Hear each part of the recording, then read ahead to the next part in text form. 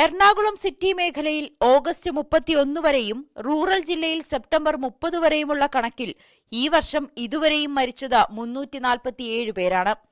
5661 പേർക്കാണ് ഈ അപകടങ്ങളിൽ പരിക്കേറ്റത്. മൊത്തം 4226 അപകടങ്ങളാണ് ഇതുവരെയുണ്ടായത്. പ്രതിദിനം വർദ്ധിച്ചുവരുന്ന അപകടങ്ങൾക്ക് പൂട്ടിടാൻ കൊച്ചി സിറ്റി പോലീസും മോട്ടോർ വാഹന വകുപ്പും സംയുക്ത പരിശോധന ആരംഭിച്ചു. അമിതവേഗം, മദ്യപിച്ചു വാഹനമോടിക്കൽ, അശ്രദ്ധമായി വാഹനമോടിക്കൽ, ഹെൽമറ്റും സീറ്റ് ബെൽറ്റും ധരിക്കാതിരിക്കുക, അമിതഭാരം കയറ്റി സർവീസ് നടത്തുക എന്നിവയ്ക്കെതിരെ കടുത്ത നടപടിയുണ്ടാകും. ഡ്രൈവർമാരെ സുരക്ഷാബോധമുള്ളവരാക്കി അപകടങ്ങൾ ഇല്ലാതാക്കാനുള്ള ബോധവൽക്കരണ പരിപാടികൾ സംഘടിപ്പിക്കുവാനും മോട്ടോർ വാഹന വകുപ്പ് തീരുമാനിച്ചിട്ടുണ്ട്. പ്രത്യേക ചെക്കിംഗ് പ്രോഗ്രാം മോട്ടോർ വാഹന വകുപ്പും പോലീസും ചേർന്ന് 1 മാസത്തേക്ക് നടത്തുവാനാണ് തീരുമാനിച്ചിരിക്കുന്നത്.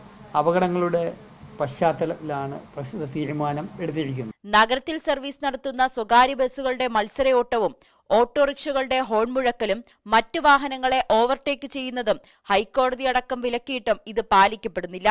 ഈ സാഹചര്യങ്ങൾ കൂടി കണക്കിലെടുത്ത് പ്രത്യേക പരിശോധന നടത്തുവാനും തീരുമാനിച്ചിട്ടുണ്ട്. ന്യൂസ് 18 കൊച്ചി.